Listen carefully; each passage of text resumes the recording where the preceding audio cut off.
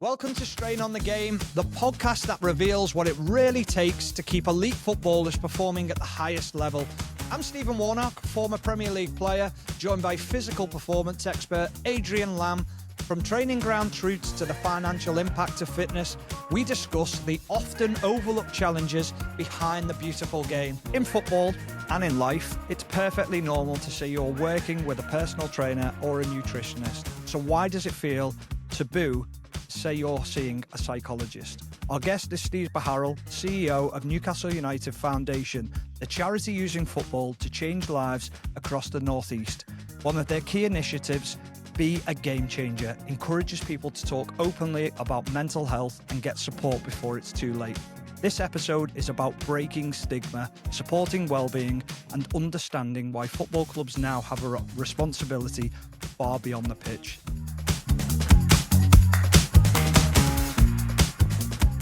Steve, thank you very much for joining us on Strain on the Game today. Delighted to be invited, long-time listener. Brilliant. That's nice to know, isn't it, Lammy? Here he is, our one listener. It's only because I put him in a headlock. Steve, can we start by explaining the role of Newcastle United Foundation and how mental health fits into its wider mission? Yes, of course. Probably the first thing to mention is that we are one of 92 community club organisations that are attached to football across the pyramid, from the Premier League right through to the conference. And we all kind of do the same things but different. And that's really is about use the local power and passion for football, which in Newcastle North East has market penetration unlike any other business, and flip that into positive outcomes. And largely, we help people to be more active, we help them to learn, we help them to become more employable. And over the last 6 or 7 years, a big piece of work has been around mental health, because the northeast of England has some statistics that we don't want. One is around having the highest rate of child poverty in the country. Another is around men over 40 and the risk of suicide. So in our community, if there was another person in this podcast and we're all over 40, the biggest risk to us is suicide. So we'll talk, I'll probably find an opportunity to explain that a bit more detail, but we use that local passion for Newcastle United and turn that into lots of positive outcomes that help people with their aspirations and opportunities. So when you're working as a football club and you're working in the North East, are you working with the other football teams within the North East, or are you just completely on your own? How does that work as a collective, if it does at all? We've got a false economy really in that you guys know Newcastle United is a one-club city, it's a one-club region, and north of Tyne, so about 65 miles up to the borders of Scotland, it's black and white.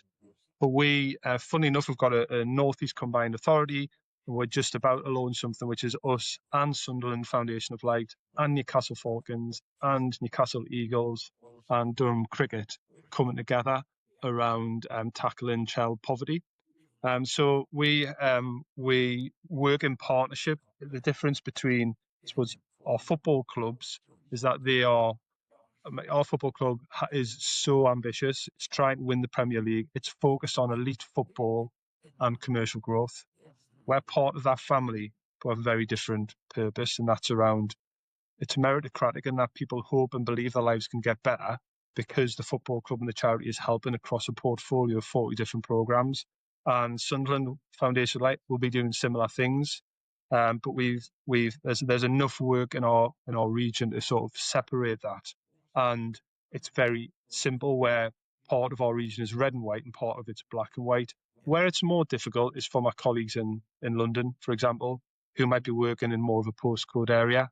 But we have the opportunity to be really entrepreneurial, deliver innovative programs, and we're not really competing with anybody. So we all know how to play fair, and across the whole network, we will work together. We've just finished the Premier League Level 7 qual with other people in my position at different clubs at Liverpool and Aston Villa and Spurs. And it's largely because of this soft power of football that you genuinely can reach people that others can't and do good work. So there's no need to be competitive in that in terms of the charitable arm of a football club.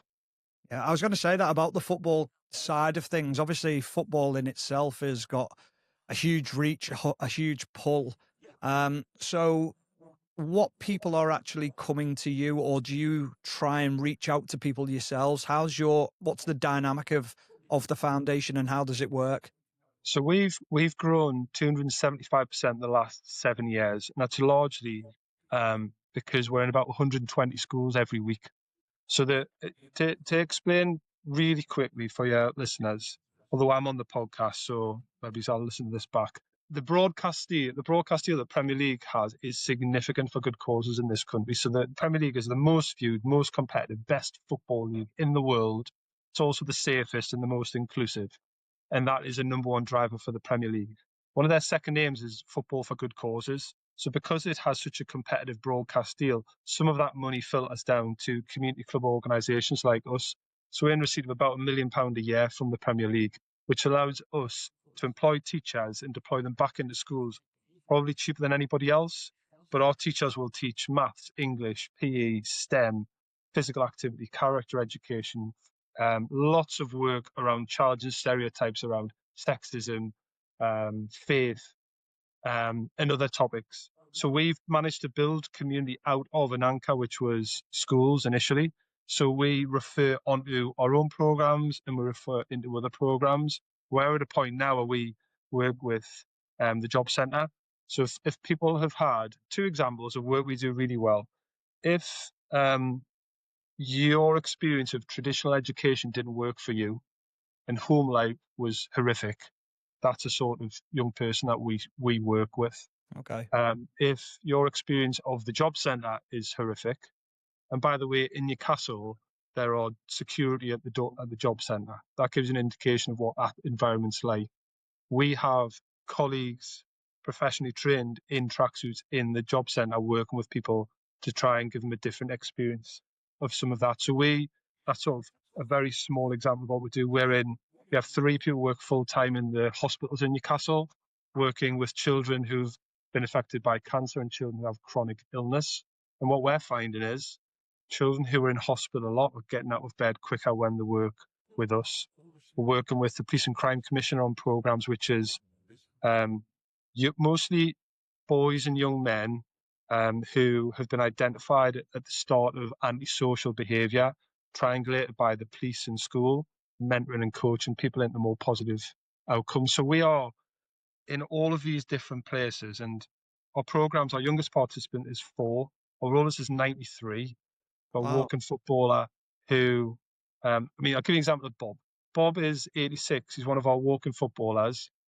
Bob lives in the 16th floor of a block of high-rise flats with no family to support him. He acts as our walking football. He hadn't played football for 40 years. He now plays 4 times a week. He tells us that he scored 2,000 goals. He's had a trophy. He's also represented Newcastle United in a tournament in Norway. He didn't sign up for a programme that was working with Age UK around reducing isolation in older people. He just loves the tune, and now he regularly plays football. So that's like a micro example of the type of interventions that we put in place so that we can have conversations with people about their health, about their employability status, about their home life. So I think so we're everywhere, basically 320 hours every day, Monday to Friday, we're delivering community activities. So, and because it's our football club, our churn tends to be low. So people will talk to us because they're interested and curious about why the football club is in a hospital, a job centre, or a school. Mhm. And we turn that into positive outcomes. And I think the bit that we've got right is we employ thoroughly decent people and put them in that tracksuit at the right place, the right time. And although we have lots of theories of change and curriculum, basically we do one thing. We just find out where you've been, where you're going, and how we can help. And our Be a Game Changer program is a good example of where we do really targeted interventions that help people to live better lives. Yeah, I think it's fascinating because obviously the football club people get drawn to it straight away because they think there's money within it, within the foundation. They'll be able to help straight away, but you're only as good as the people that you employ and the people that you can talk to, I'm sure, because it's something that I remember when I retired from football, I really suffered with mental health problems and really didn't know who to turn to, didn't know who to speak to. And I spoke to a couple of people, but sometimes you just click with the right person. And obviously, if you're employing as many staff as you are and you can have those relationships and know that people are very comfortable with speaking to the right people, then the positive change can, I mean, it's only going to be natural, isn't it? That's going to happen. If you're more vulnerable, so we work with the King's Trust on an employability program for 16 to 25-year-olds who have left school. They're classed as neat, so they're not in education, employment, or training. They're classed as being economically inactive. If your experience of life isn't great and you need to trust somebody and you're vulnerable, people trust the football club's brand. Yeah. It's 135 years old. It's been through 2 world wars, heavy industry like shipyards and coal mines. Our football club has always been here. The work that we do best is by getting the right people to the right place to have conversations about where have you been, where are you going, how can we help? And the things that are more important to us to build those sort of connections are people who might have grown up in poverty, have a different lens on our community. People who might have a disability or have been a caregiver have a different experience of our community. If you're not from this part of the world or you have a disability, that becomes really important to us. So we are a charity where the compliance is generally pretty low unless you're a teacher in a school. We're just trying to find people who are relatable, who can build connections, because we're not the football club. We're not trying to find a number 9 who's going to score 20 plus goals a season. We're trying to find relatable people who can connect with our community and help them with their potential. We're in the 3rd year of a 3-year plan, and we'll launch our next 3-year plan in August 26. And largely what that will say is that talent is everywhere, but opportunity isn't. So we are doing the work, which is support services, and we work with lots of people every year, and what we actually do is help people with their personal development, their confidence, so that they can take opportunities.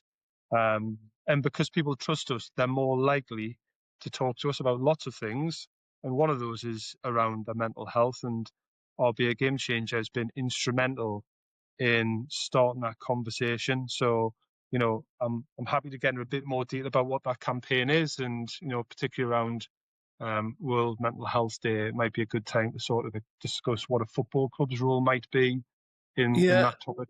One of the things I was going to ask, Steve, was in your experience of running Be a Game Changer, and you've mentioned some things around employment and some frightening statistics in and around male suicide. But what have you found to be some of the greatest mental health challenges in the community in the Northeast? Oh, I think where do you start? I think the hardest question anybody asks is help.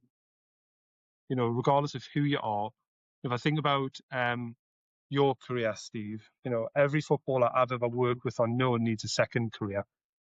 Everybody knows you've got the first one, but everyone also needs that you're going to need a second one. Yeah. That's obvious. It's probably underprepared for, but we feel bits of that. If you look at Newcastle in the northeast, heavily industrial area. A guy called Dan Jackson wrote a book called The Northumbrian. It's a long story, but talks about why the working classes play football and not the middle classes. And it's largely, if you think about heavily industrialised places like Newcastle, Monday to Friday, people were down the pit in the shipyards doing really, really heavy work. So they didn't need to prove their masculinity at the weekend because they did it Monday to Friday. But the weekends, this idea of letting your hair down was that it's historically been a heavy drinking culture. Yeah. Because people are trying to forget about the trauma of the day. So we've inherited that sort of, 100 years later. There's a legacy of that. You've got lots of people who aren't working. We have a food pantry here every Thursday with the Newcastle Food Bank. And you've got people who are accessing that, who are in work poverty. The cost of living crisis is really affecting people now. You've got families who are in abject poverty. There are lots of reasons why people's mental health might not be good. But we talk about mental health being like in a continuum. You can be from, people can be a crisis at 10, and it can be totally acute.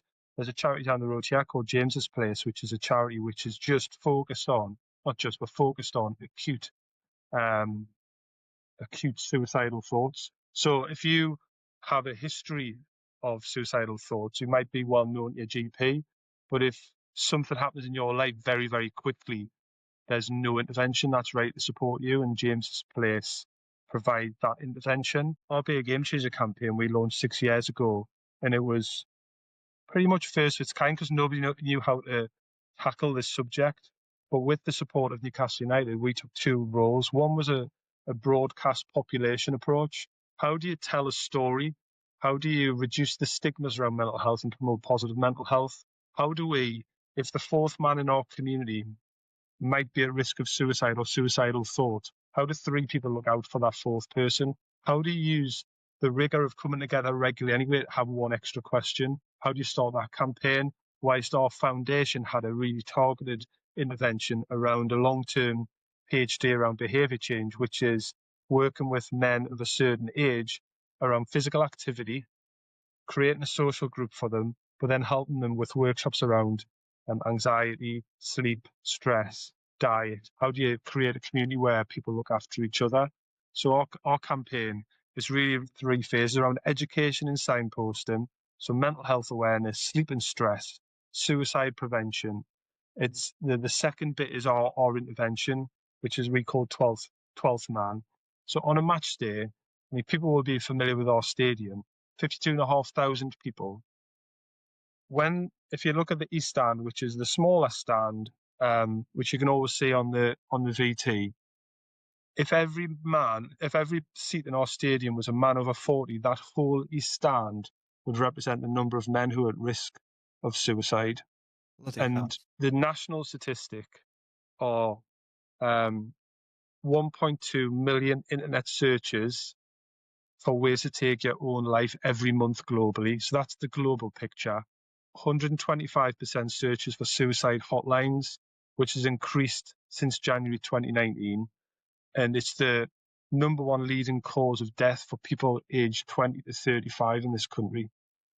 And if you think about the role of a football club, the role of a football club is to be a football club, but the role of the charity is how do we create opportunities where we can provide interventions where people are more active, part of a group, feel associated to something. I spoke before we come on air around the conversation I had with some other colleagues from the Premier League with the former Chief Operating Officer of the NHS. His view to us was that people saw NHS as part of the state, so part of the government, that it was a sickness service, not a health service. By the way, my wife works in the NHS.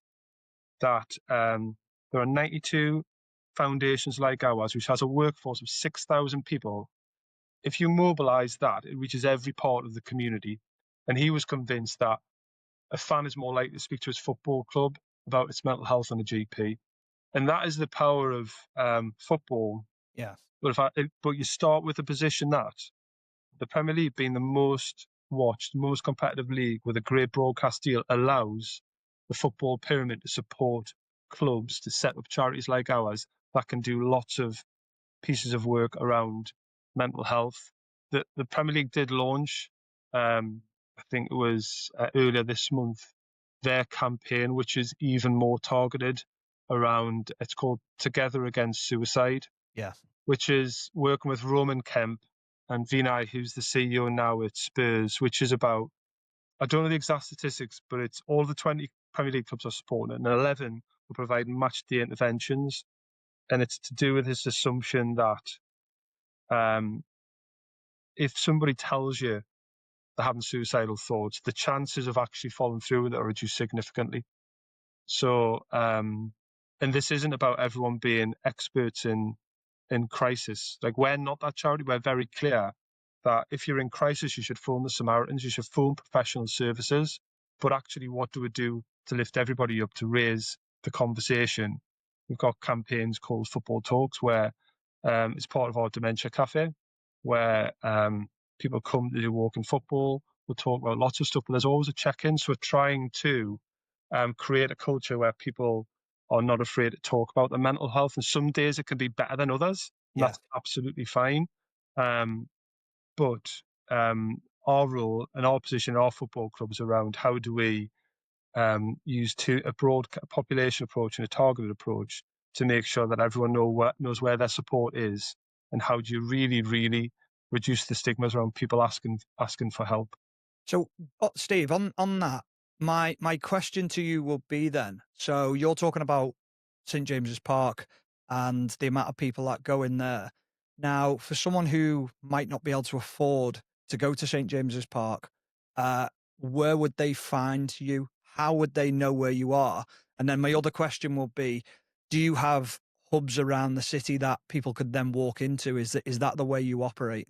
Yeah, so I think we launched our health and wellbeing program 5 years ago, and the reality is we work with about 150,000 people every year. There are enough people we already work with that we can support. We are an open door charity. The building we're sitting in now opens at 8 o'clock in the morning. It closes 10 o'clock at night, 9 o'clock in the morning till 9 o'clock at night at the weekends, 51 weeks of the year. We are accessible. We are the people in the community in a tracksuit that are always approachable and can be engaged with. So that's the first bit. The second bit is we have a hub and spoke model. So in every pot we have a head office here in Newcastle. We tell people it's a goal kick from St James's Park. It's a goal kick off the roof with a couple of bounces, but yeah, you can have a look. But it's that connectivity with that umbilical cord with our football club and the power of that. But then we have a hub working with other charities around the region. So I think we have an engagement that we have to take seriously, but can't take for granted. In that, not everybody. We have, brilliant example at our one of our awards winners last year. Was a girl who'd won an award for what she'd achieved in terms of employability from a really tough start in the job she had. And we got on the stage, and the manager, Eddie Howe, presented her with an award, and she didn't know who he was. And we're missing, and Gabby Logan's one of our patrons, and we missed the opportunity to say, that's it. That's it. Yeah. We're not working. Only 14% of all of those hours we do a day are football, and most of them are disability football. But she was on a programme because her granddad loves Newcastle United. So it's just, there's this engagement with somebody in our community. It has such a powerful, football has a powerful influence anyway. Our football probably has an unhealthy influence on some people's lives, but it is. And if you sit in our stadium or Liverpool or others, there's no top trumps. You can be an ex-player, a CEO, a student, an older fella. Doesn't matter. There's no top trumps. It's the same thing.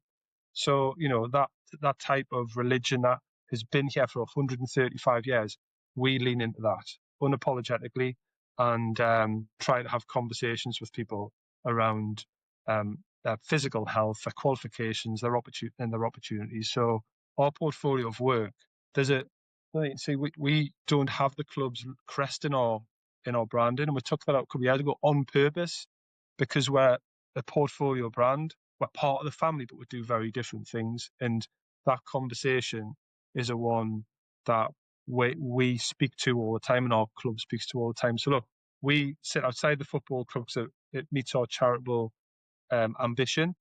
But we are the most trusted partner of the football club. Yeah. We get the absolute most out of that we possibly can. How do you find the players? Do you get access to the players, and what's their sort of input? Because, I mean, I think players now will get an awful lot out of doing this, and almost taking a little bit of stress off themselves as well, and understanding what everyday life is like for, I say normal people, but I mean, these guys are highly stressed in other ways, but they don't have to worry about putting a meal on the table. They don't have to worry about that side of life. They worry more when they do retire. But just that understanding of what's going on around them and talking to others, I think will be a very interesting process for the players, the current players, and also ex-players. Do you see that at all? I think two things. One, mental health can present itself regardless of your status or your wealth or your position. Like it's doesn't discriminate at all. So we have player ambassadors who, the terms of that, they have to be a current player or a retired player. So currently Dan Byrne, Steve Harper, but before that, Sean Longstaff, Amber, Keegan Stubbs, and Matty Longstaff, who are largely people from this place who can talk with passion about the place and they don't need to know about our programs. But Dan and Sean did a mental health session with the manager and the coaching team, and they've spoken openly about their challenge with mental health and the pressures of professional football, and perhaps that feeling like a weakness back then. And Dan Byrne is such a strong advocate for no, first of all, because he's relatable, down to earth, but speaks with real sort of lived experience. So yeah, we have amazing engagement with the players, but particularly around this campaign.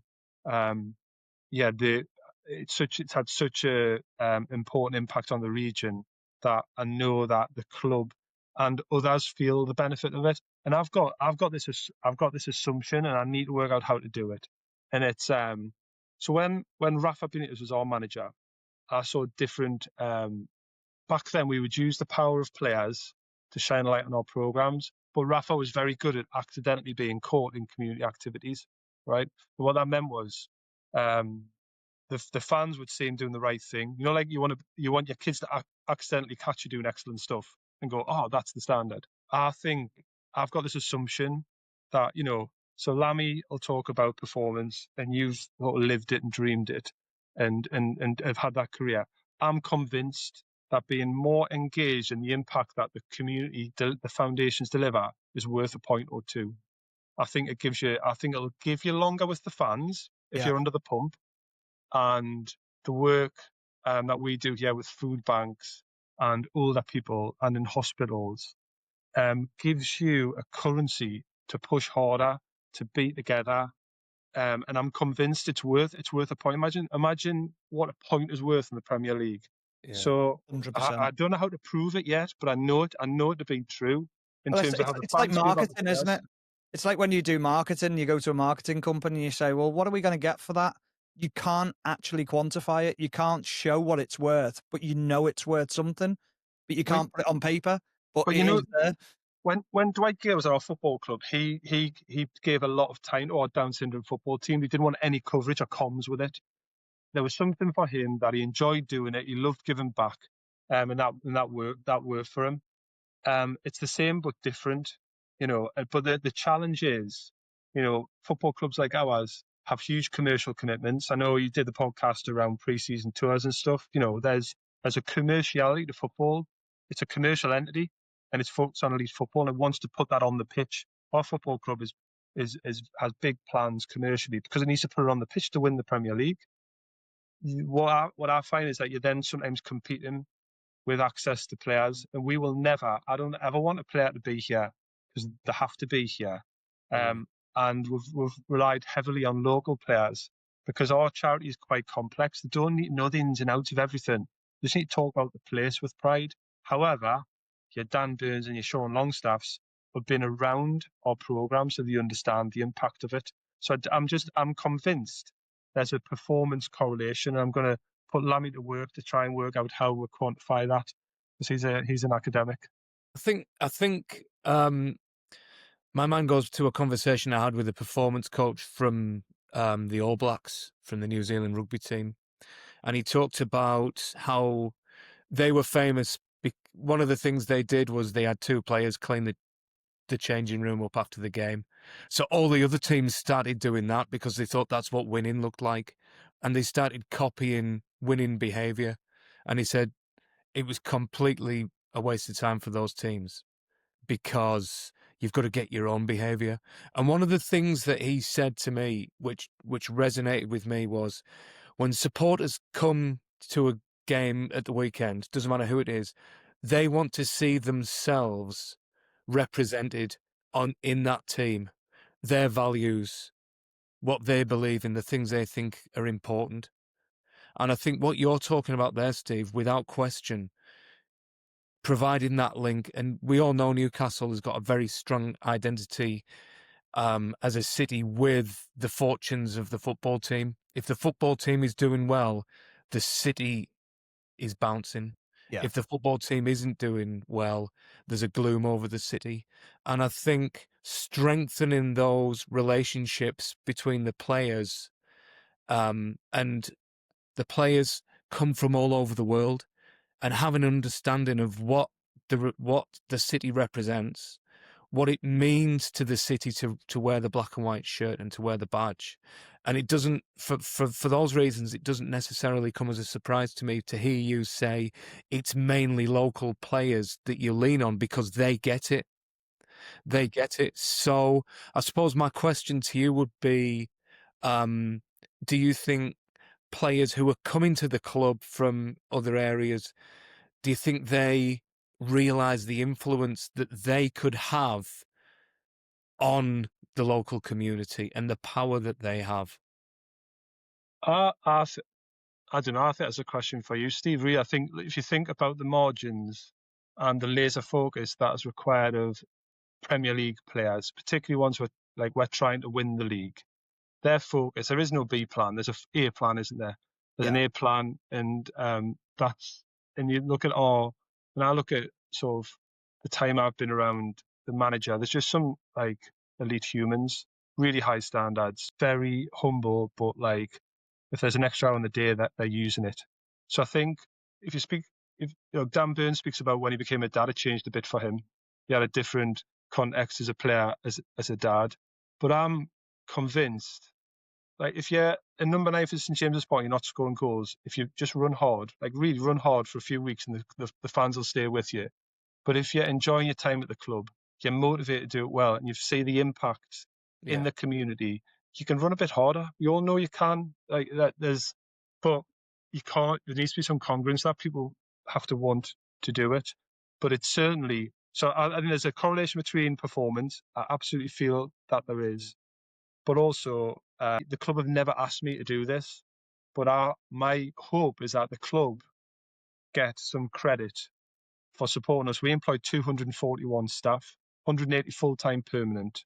That the club gets some credit beyond Carabao Cup final for the work that goes on 51 weeks of the year. And I think it's a story that no one really understands because we're all focused on the Premier League.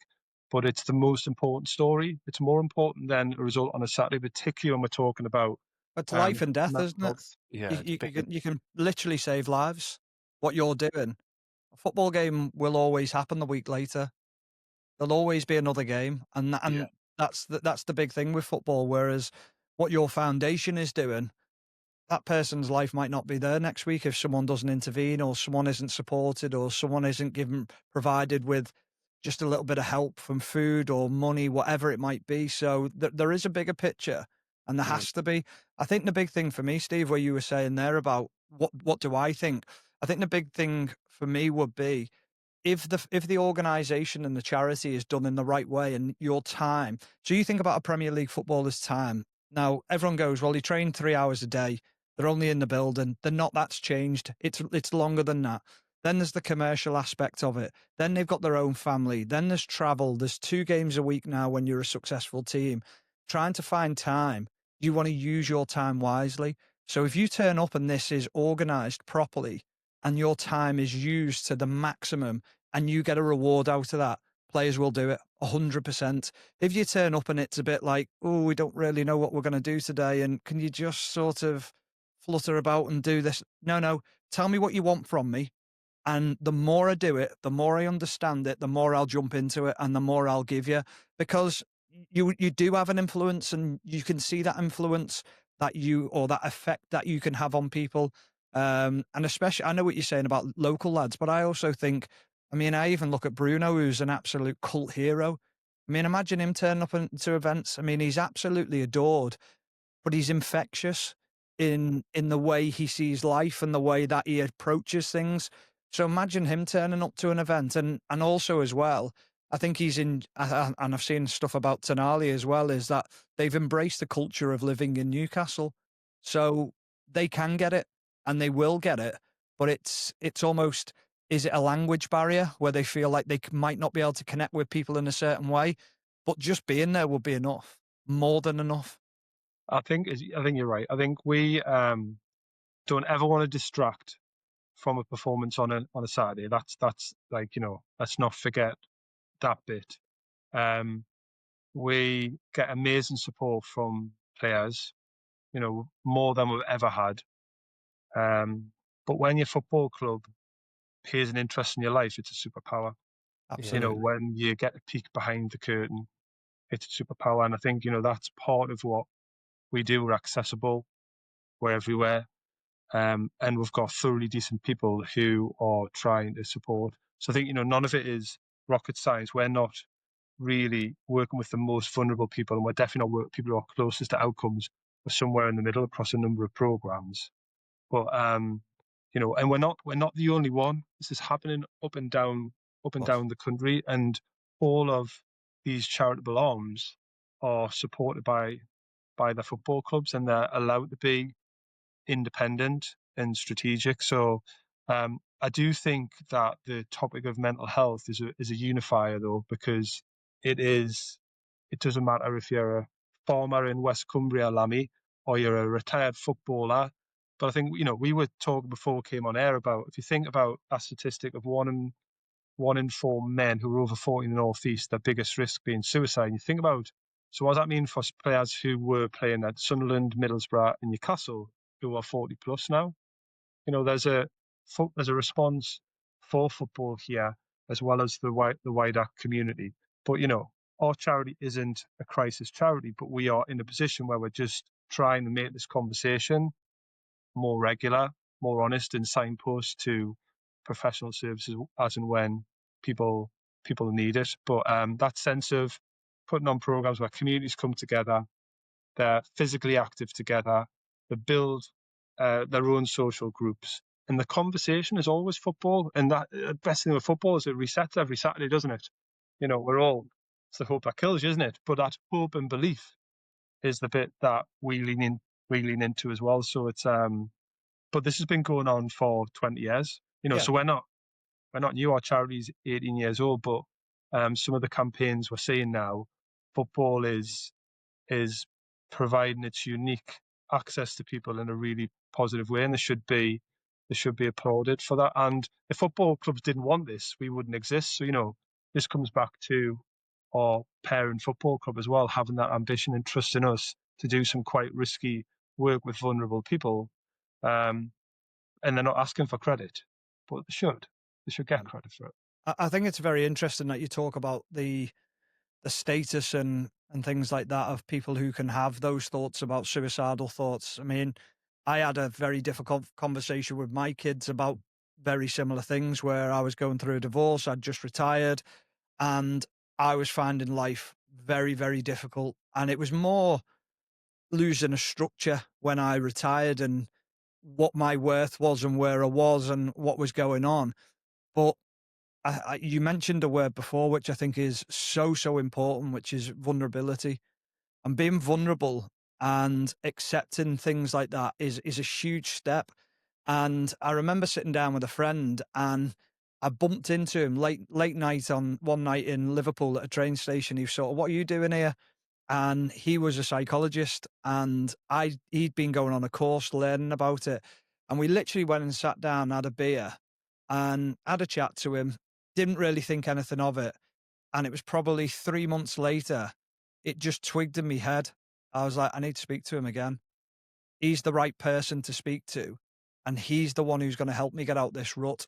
And I remember jumping on a call with him. And within half an hour, I felt like my life was completely different. And I felt like all the weight of everything on my shoulders disappeared. And suddenly then I had an outlook. And week by week, things just slowly started improving. And one of the things he said to me was always try and, if you want to speak to someone about being a tennis player, go and speak to a tennis coach or a professional coach, a professional player who's been through it. If you want to speak to someone who's been in dark times or you're in dark times, go and speak to someone who's been through it as well and come out the other side, because he'd been through that side of things as well, where he'd lost a lawyer firm, he'd been divorced. Our lives were so similar, but just different paths. And I remember thinking, that's the person I need to speak to. And it's just finding the right person. And like you say, the work that you guys are doing is quite phenomenal. And that's by accident, not by design. Do you know what I mean? That's Yeah. the point of that, isn't it? By accident, not by design. And I think my brother played at Newcastle, Grimsby, Carlisle, Oldham, Stockport. But football have such a heavy social identity as football. He retired. He's played from '99 to like maybe 2009. He was in business for nearly 30 years, but people still think of him as the kid who played right back for Oldham or something. That Yeah. football has this unique social identity that is very difficult for players to brush off, particularly when they're thinking of the next stage of their life. So yeah, relate to that. But I think part of that is football clubs, we're not the Samaritans. This new Premier League campaign is aligned to the Samaritans and other professional services. So there will be real bespoke professional advice in stadiums if people should need that. But it just goes back to that idea of let's do some of this by design rather than by accident. So on that then, Steve, you've mentioned a couple of your initiatives that you have at the foundation, walking football being one of them, and that link between physical activity and mental health. Could you just quickly go through some of the initiatives and the programs that you run with a view to providing access to improving mental health? Yeah, so I think we've got this portfolio of 40 programs, which to somebody accessing a service, which might be, I've got 7 years ago, I had somebody who was signposted to us by the hospital. He's 11-year-old who tried to take his life twice, been dotted around different foster care. The second time he was referred to us, he started to work with us on a program initially around antisocial behaviour for 20 weeks, which then became a youth counselling program with us, became an employability program, and he now works in a local hotel. He's 19 now. So that gives you an idea of where people start, how they attend. For that person, it was the foundation, but there was iterations of thoroughly decent, kind people in a black and white tracksuit who were helping signpost him through programs. But specifically, we have sort of physical health and mental health. So about 700 men, 100 women over the age of 50 who regularly take part in walking football. And we are commissioned to do health checks by public health. So weight, height, cholesterol, that sort of stuff. And if any of that's a flag, it goes straight through to a GP, largely because people are more likely to have those checks with us in a tracksuit at a match day than they might do by going and making an appointment to speak to their GP, which already, you want to speak to a GP, there's an 8 a.m. scramble to get an appointment in the first place. There's a million reasons why you would never do that. I spoke about our 12th man and 12th woman program, which is really a behaviour change program over 12 weeks, giving people the tools to deal with some of the challenges in their life and trying lots of different physical activity. We work with Mental Health England around mental health first aid.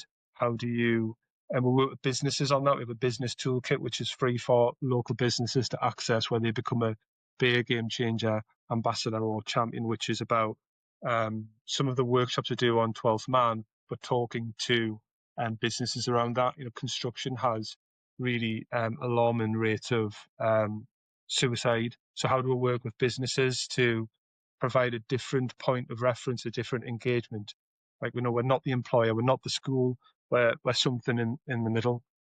We have dementia football programs. So we've got some former Newcastle United players who unfortunately are accessing those services. But so I'll give you an example of our dementia café. It's about 45-minute chat. I'll give you like an anecdotal example. So one gentleman who has Parkinson and dementia, an older guy in his late 80s, who the topic was favourite TV show. And we went around the table, and it got to him and says, with his daughter, I says, "Oh, look, it's about favourite show." He went, "Rawhide." What this guy just changed, and he talked about his favourite show, how he was a cowboy in 1976 for a year, and he came alive for about 5 or 10 minutes, and then he did walking football. So we have an attraction where people will come and receive our services, and all of those services are free at the point of access. They're funded via our charity, via our donations, via our grants. so that people can access that. But mostly, I mean, that Dementia Cafe came about because a few years ago there was an older gentleman lost in the stadium. And when the club colleagues managed to sort of locate him and where he lived, they took him home, and his wife's view was, that's the only respite I get a week when he goes to football. So what can we do? But our club has a policy on, and know that if you've got a disability, somebody else can sit in the stadium with you. Yeah. That then became an intervention around dementia football. That then became walking football. That then became a community and working with other professional services where they engage with families around welfare and safeguarding. But the pull is football. That's the power of, that's the soft power that we have to make connections and to do good. So most of our campaigns around health and wellbeing are largely on the back of Be a Game Changer. They're mostly for people over 50. And initially it was a demographic for men over 40 and 50 who might be typically at risk, and how do we provide positive opportunities to be more active and to make friends and to have conversations at the side of a pitch with us that they might not have with anybody else. This isn't cheap though, is it, Steve? Can you just give the listeners a little bit of an insight as to what this costs a year, what you have to raise, and then for anyone interested in, is there a way of donating or sort of helping the charity out in any way?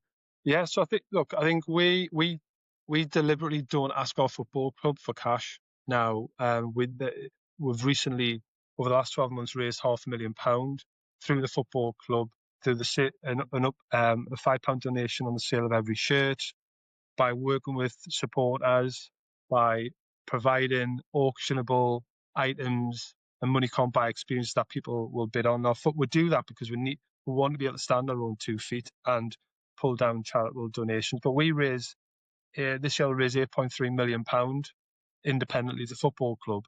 Now, the interesting, I think it's an interesting statistic. You spoke before, Lammy, about the GVA, the economic impact of the football club on the region. So we know what that is, and Ernest Young do that every 3 years. But from our point of view, the club also pay for them to work out the social return and investment of our charity. And the benchmark for activities like ours, for every pound we raise, has a return of about £3.50. Ours has a return of £7. So a pound invested with us has a return. That's basically because we deliver over 1 million hours of physical activity. So all the qualifications, education, social value, volunteering that we deliver has a saving on the purse. So actually, investment in this type of area of work across the pyramid has a return much greater than anything else. And there are a lot of people who want to, people give because it's great to give. It's great to help other people. And yes, people can donate through our Just Giving page, but actually we are now in receipt of people who give pro bono time. So they'll give their expertise. We'll have contrav services with other charities where if they want employability or physical activity, we'll do that. And if we want people to have professional service around debt management, they'll come and do that with us. So there's just this appetite to really help. But largely, look, there's millions of pounds being raised to do all types of work in the community. And whilst we could be part of our football club, our charity was set up to sit outside and be its most trusted partner because we're a registered charity. And our aims aren't to win the Premier League. Our aims is to help the community to realise its potential and live better lives. And if we're part of the football club, we couldn't do that. But that's not, we are a third sector organisation, but I'm attached to Newcastle United. So all we need is opportunities, and there are always thousands of opportunities attached to our football club. We have the resource in terms of our staff that we can deliver against most of that. So we've just got to make good decisions. So, we're not sitting here saying we are struggling. We're not. But actually, we've got the support of the Premier League, the support of our club, support of industry. And Newcastle is a unique place in that it's a working class community that is really trying to help each other. So we've got this beautiful opportunity to try and do some good work on the back of the love people have for Newcastle United. I think that's a brilliant way to end it.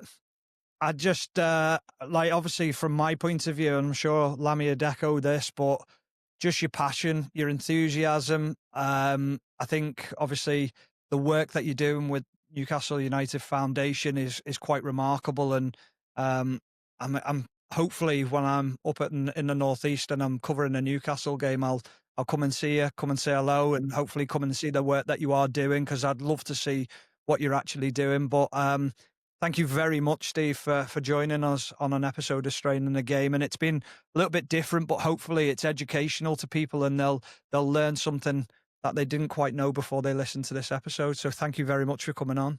Thanks, Great, Steve. appreciate the opportunity. Do I have to like and share if I'm on the podcast? Or do I get You off do. this week? You absolutely do.